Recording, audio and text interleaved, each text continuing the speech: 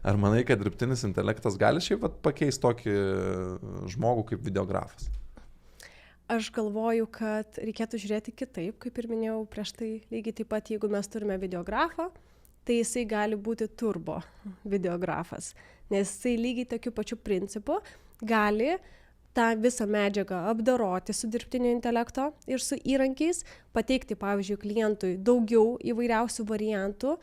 Ar, pavyzdžiui, jeigu anksčiau kurdavo iš vieno podcast'o, pavyzdžiui, 30 reelsų, tai jisai gali 60 sukurti ar dar ir žymiai greičiau. Kitas dalykas, jisai apdaros klientų žymiai daugiau, kuris naudoja dirbtinį intelektą. Nes jūs tai gerai, jūs jau integravote savo, jūs tai darote su dirbtinio intelekto įrankiais, bet daugybė videografų to dar nedaro ir vis dar senaisiais būdais montuoja, filmuoja, kuria reelsus, bet tada mes galime tiesiog matyti galimybę jam uždirbti daugiau ir panaudoti tuos įrankius.